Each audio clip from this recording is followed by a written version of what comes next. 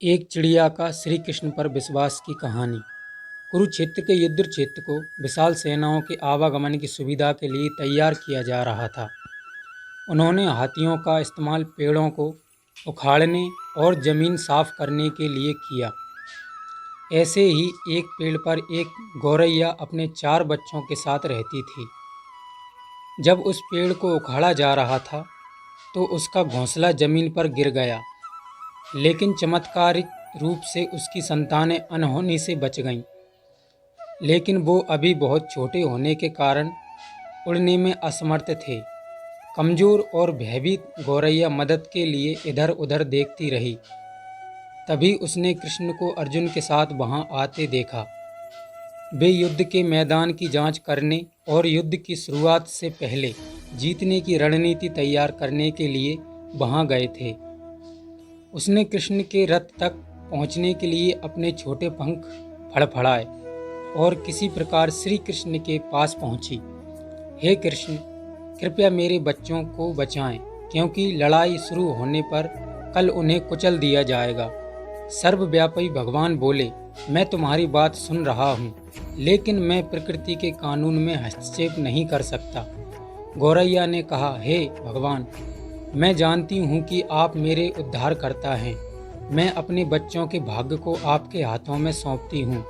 अब यह आपके ऊपर है कि आप उन्हें मारते हैं या उन्हें बचाते हैं। काल चक्र पर किसी का बस नहीं है। श्री कृष्ण ने एक साधारण व्यक्ति की तरह उससे बात की, जिसका आशय यह था कि वहाँ ऐसा कुछ भी नहीं था जिसके बारे में वो कुछ भी कर सकते थे।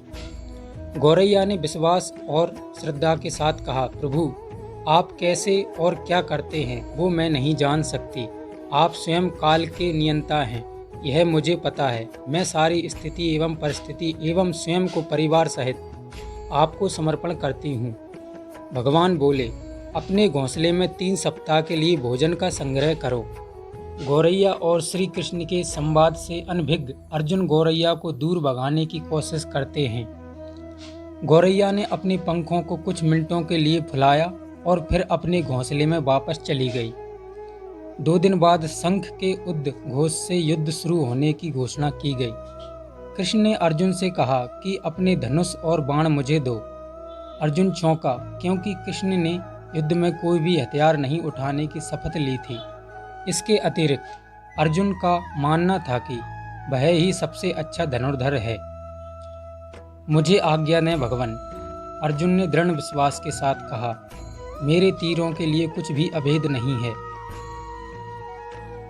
चुपचाप अर्जुन से धनुष लेकर कृष्ण ने एक हाथी को निशाना बनाया, लेकिन हाथी को मार के नीचे गिराने के बजाय तीर हाथी के गले की घंटी में जा टकराया और एक चिंगारी सी उड़ गई। अर्जुन ये देखकर अपनी हंसी नहीं रोक पाई कि कृष्ण एक आसान सा निशाना चूक गया। क्या मैं प्रयास करूं? उसने स्वयं को प्रस्तुत किया। उसकी प्रतिक्रिया को नज़रअंदाज करते हुए कृष्ण ने उन्हें धनुष वापस दिया और कहा कि कोई और कार्रवाई आवश्यक नहीं है। लेकिन केशव, आपने हाथी को क्यों तीर मारा? अर्जुन ने पूछा। क्योंकि इस हाथी ने उस गौरैया के आश्रय उसके घोंसले को, जो कि एक पेड़ पर था, उसको गिरा दिया था।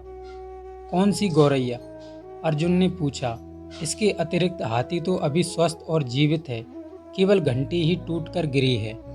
अर्जुन के सवालों को खारिज करते हुए कृष्ण ने उसे शंख फूंकने का निर्देश दिया। युद्ध शुरू हुआ। अगले 18 दिनों में कई जानें चली गईं। अंत में पांडवों की जीत हुई। एक बार फिर कृष्ण अर्जुन को अपने साथ सुदूर क्षेत्र में भ्रमण करने के लिए ले गए। कई सब अभी भी वहाँ हैं जो उनके अंतिम संस्कार का इंतजार कर रहे हैं। जंग का मैदान गंभीर अंगों और सिर बेजान सीढ़ियों और हाथियों से अटा पड़ा था।